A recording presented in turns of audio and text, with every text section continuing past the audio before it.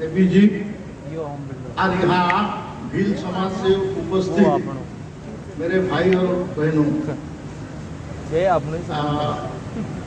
मैं आप लोगों में से एक हूँ। तो हॉस्टल के लिए भाई साहब ने हमारे लिए हॉस्टल के लिए जगह दिलवाई है और काम भी भाई साहब करवा रहे हैं। तो मैं मंत्री महोदय से निवेदन करता हूँ कि आप भी हॉस्टल निर्माण में हमारा सहयोग करें और भारत सरकार की तरफ से भी सहयोग करवाएं। और मैं दोबारा कोई ज्यादा नहीं बोलना चाहता हूँ, समय कम है। मैं दोबारा पुनः आपसे हाथ जोड़ के निवेदन करता हूँ कि हमारी जो मांग है रिजर्वेशन में सब वर्गीकरण। अभिनंदन करते हैं माननीय मंत्री महोदय श्री ओम बिरला जी, श्री जुएल ओराम जी। भील एकता, भील एकता, भील एकता, भील एकता। गौरव से कहो, गौरव से कहो, गौरव से कहो। पुनः पुनः स्वागत संतोष में है जो आप आदिवासियों में निहित है। माननीय प्रधानमंत्री महोदय ने भी अभी यही बताया कि जनजाति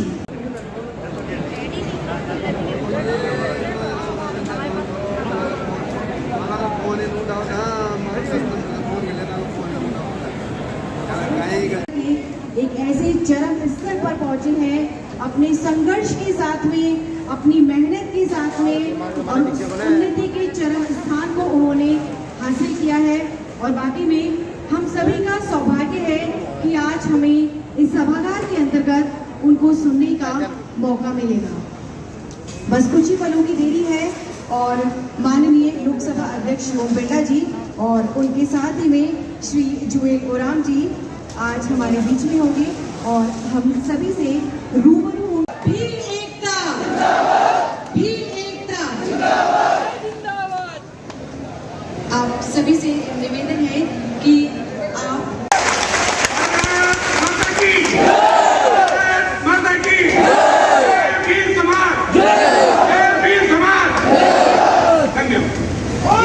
और माननीय मंत्री महोदय श्री ओम बिरला जी, एक बार जोरदार तालियों के साथ माननीय मंत्री महोदय श्री ओम बिरला जी। भील एकता,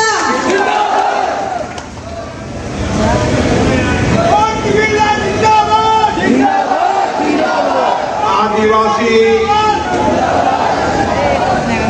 जनजाति गौरव सम्मेलन में पधारे केंद्र सरकार के जनजाति मंत्री माननीय जुएल ओराम जी,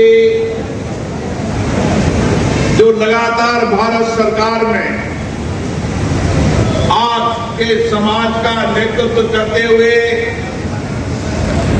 3 बार कैबिनेट मंत्री बने हैं।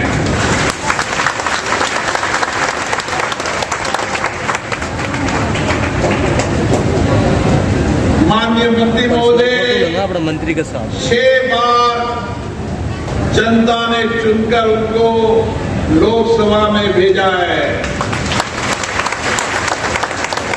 2 बार विधायक रहे।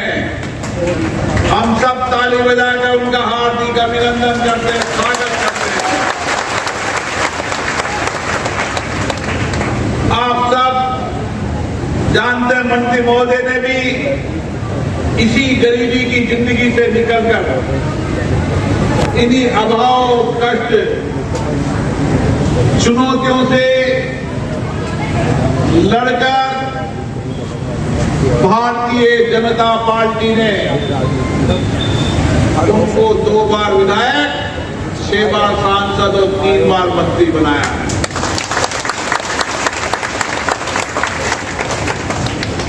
वो हमेशा जनजाति समुदाय के लिए संघर्ष करते हैं। उन्हें पूरी जिंदगी आपके समाज के लिए समर्पित कर दी है। आज भी मैं जब भी दिल्ली में मिलता हूं, उन्होंने एक ही बात कही कि ये अब जंगल जमीन बचाने वाले इन आदिवासियों का सम्मान होना चाहिए, न्यायोचित सम्मान नहीं। आप लोगों की जिंदगी बड़ी कड़ी मेहनत की जिंदगी है। आप लोग जंगल के अंदर रहकर जंगल को बचाते हैं, उसके कारण भारत का पर्यावरण बचा है। आप जमीन को बचाते हैं, आप जल को बचाते हैं। आपने कठिनाई भरी चुनौतियों की जिंदगियों को देखा है। इससे हमारा प्रयास है कि जिन जिन क्षेत्र के अंदर हमारे आदिवासी भाई, जनजाति भाई जो 75 साल तक चुनौतियों, कठिनाइयों से लड़ रहे हैं, जो आर्थिक रूप से भी सक्षम नहीं है और जिनका सामाजिक बदलाव भी आवश्यकता है। इसलिए आर्थिक और सामाजिक बदलाव लाने के लिए हमारे सभी विधायकों का, सभी जनप्रतिनिधियों का फैसला, निर्णय कि आप सबको केंद्र और राज्य की सारी योजनाओं का लाभ मिले। और इसीलिए इस सम्मेलन बुलाने का मेरा एक ही मकसद है, आप तो अपने अपने गांव के अंदर 10-10, 15-15 नौजवान तैयार करो। बिल्कुल कर रहे हैं। उन नौजवान को हम प्रशिक्षण देंगे और जितनी केंद्र और राज्य सरकार की योजनाएं हैं, उन सारी योजनाओं का 100% लाभ आपको मिलना चाहिए। हमारा ये संकल्प है कि इस 3 वर्ष के अंदर आपके हर गांव के अंदर पीने का पानी, लाइट, रोड, नालियां और प्रधानमंत्री आवास में मकान,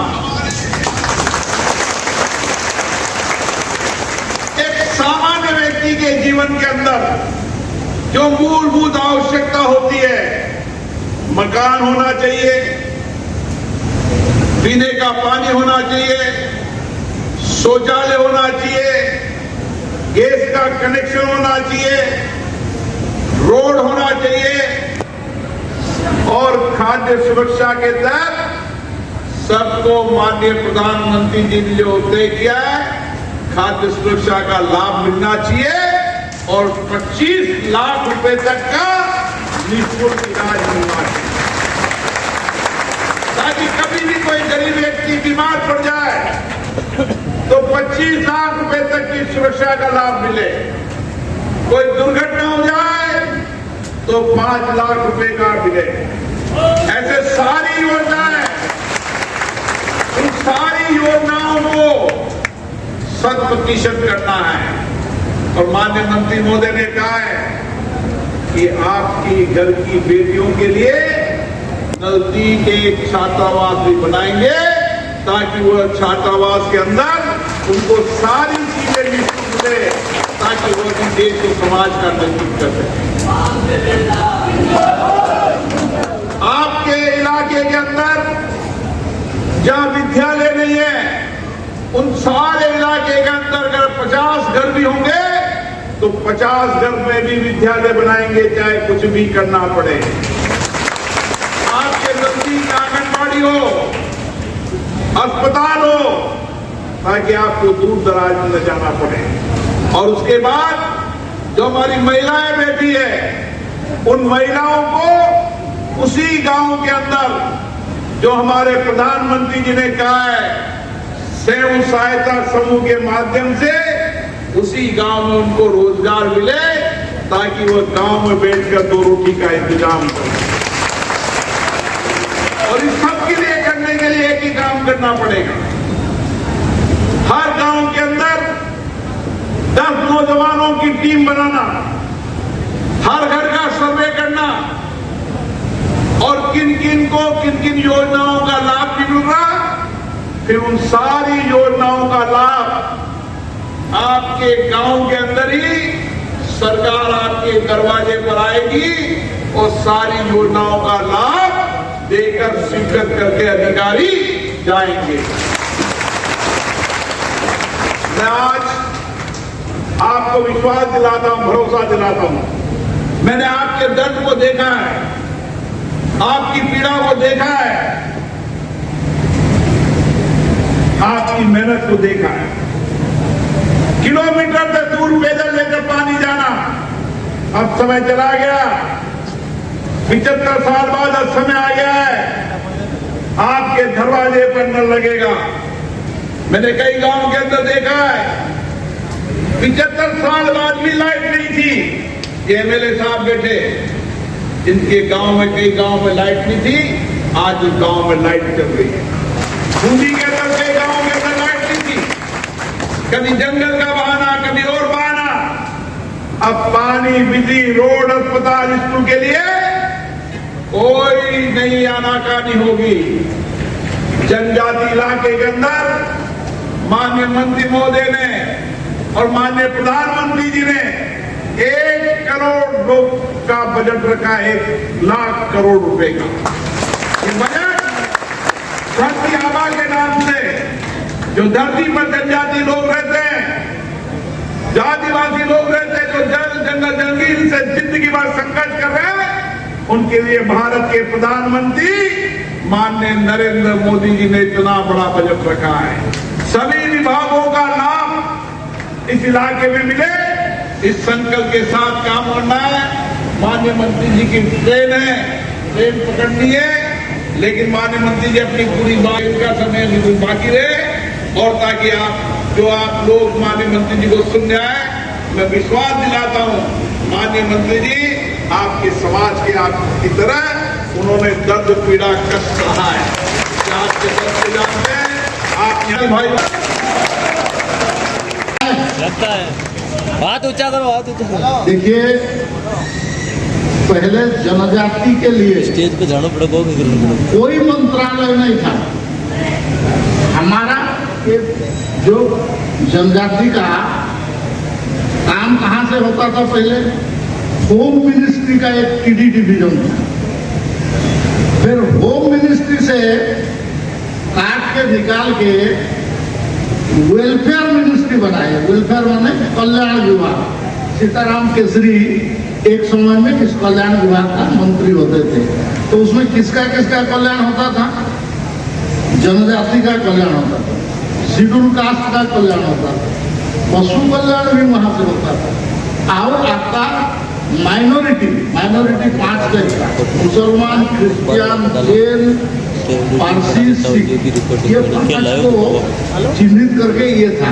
तो वेलफेयर मिनिस्ट्री माने वेलफेयर कल्याण माने हमारा जनजाति का कल्याण के साथ पशु कल्याण भी था। इसलिए मेनका गांधी मंत्रालय का एक समय में मंत्री थे। फिर हमारा सरकार आने के बाद सोशल जस्टिस एंड एम्पावरमेंट से निकाल के ये मिनिस्ट्री ऑफ ट्राइबल अफेयर्स, ये वेलफेयर मिनिस्ट्री नहीं है, मिनिस्ट्री ऑफ ट्राइबल अफेयर्स माने जनजाति मामला का मंत्री। भारत में जनजाति के लिए क्या किया जाएगा, ये मंत्रालय है, उसका nodal ministry, policy planning, welfare और कमीशन। इसलिए हमारा मंत्रालय का अभी कितना बड़ा मंत्रालय है, माननीय ओम बिरला जी तो बता के गए, 1,20,000 करोड़ का बजट मेरे को दिया गया है जनजाति का उत्थान के लिए। हमारा national commission for schedule tribe है 338A जब इंसर्ट हुआ तो एक ग्रुप ऑफ मिनिस्टर बना था, नानी जी उसका चेयरमैन थे, मैं मेंबर था।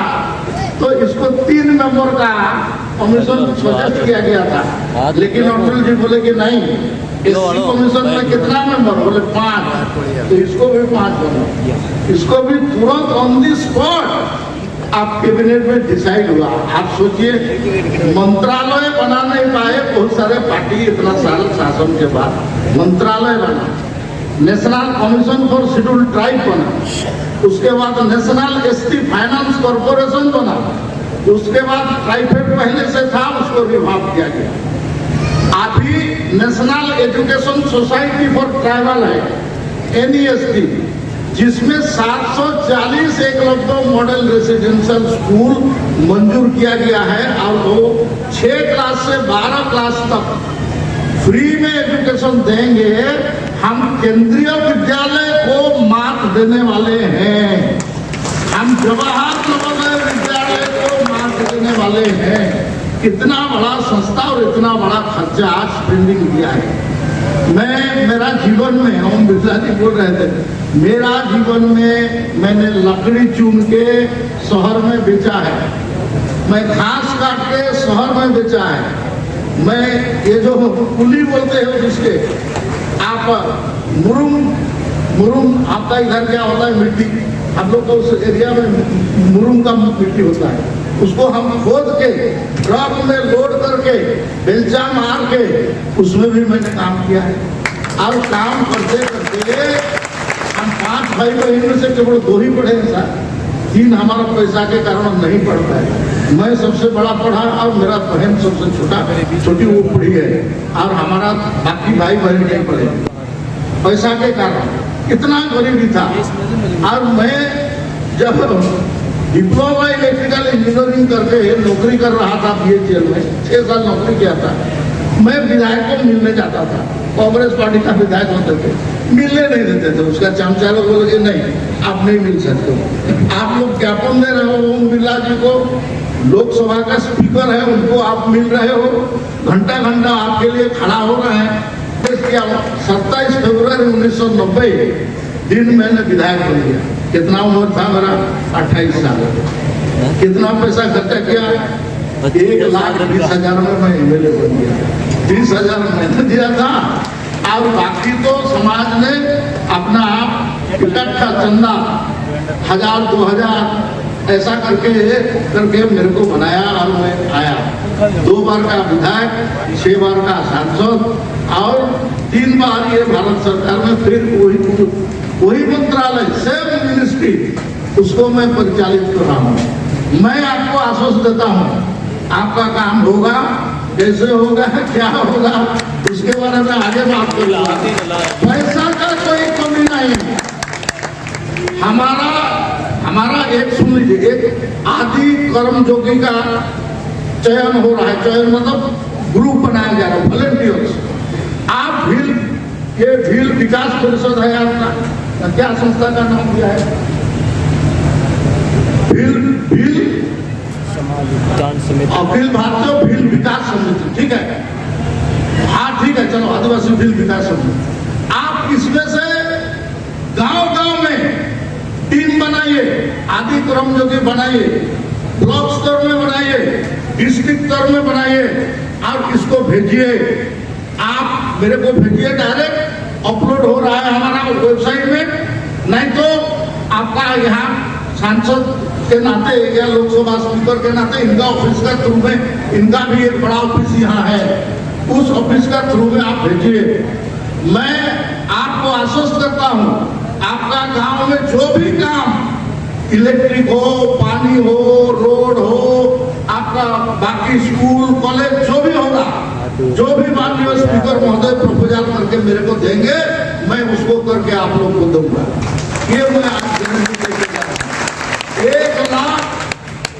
1 लाख करोड़ पैसा मेरा पास है और उस पैसा को 3 साल में मेरे को खर्चा करना है बारी में से। तो इसलिए आपका काम में जो भी आवश्यक है, जो भी है, आप जिसको मकान चाहिए, मकान का लिस्ट बना के दीजिए। वो प्रधानमंत्री आवास नहीं, ये प्रधानमंत्री आवास के ऊपर में 1 लाख मकान हम लोग इस साल बनाएंगे, वो एक्स्ट्रा है। तो आप इसमें आपका विकास परिषद जो बनाए हैं, आप उसमें से निकाल कर दीजिए, बना के दीजिए, आप प्रपोजल बना के दीजिए, मैं उसको आपको करके दूंगा, ये आश्वस्त करता हूँ। मैं पुनः एक बार आप लोग को देख के मेरे को बहुत भाषण देने के लिए इच्छा हो, क्योंकि हमारा जैसा, हम आपके अंदर का एक आदमी है, मैं पीड़ा क्या होता है मैं जानता हूँ। प्रधानमंत्री, चाय बेचने वाले, भारत के प्रधानमंत्री होने वाला मैं गांव में लकड़ी मरेगा जंगल से लकड़ी चुन के बेच के पढ़ाई करने वाला, उसमें से मैं हूँ जनजाति मंत्री। तो इसलिए क्या तकलीफ है गांव का ये मैं जानता हूँ। तो इसलिए ये करेंगे, हम पूरा करेंगे और इसके लिए हम चिंता करेंगे। आप लोग यहाँ आने के बाद भारी संख्या में उपस्थित हुआ है और हमारा बात को सुना आपने, इसलिए मैं धन्यवाद देता हूँ। आपने जो सम्मान दिया, ये सम्मान मेरे लिए बहुत बड़ा चीज है और ये मेरे को आगे काम करने के लिए प्रोत्साहन देगा। इसी शब्दों के साथ मैं ओम जी बिरला जी का, हमारे स्पीकर साहब का बहुत बहुत आभार व्यक्त करता हूँ कि मेरे को, मैं इतना बार राजस्थान आया लेकिन केवल 20 लोगों को इकट्ठा बुला के इतना बड़ा मीटिंग मैंने कभी देखा नहीं था। ये आपने करवाया है, मैं इसलिए प्रभावित होकर जा रहा हूँ और आपका जरूर काम करूंगा। इसी शब्दों के साथ बहुत बहुत धन्यवाद। वंदे मातरम। भारत माता की वीर एकता, वीर एकता, वीर एकता। बहुत बहुत धन्यवाद। हेलो मंत्री महोदय, जिसे हमारा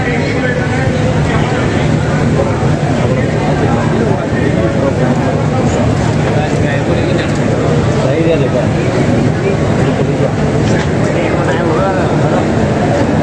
बहुत धन्यवाद हमारे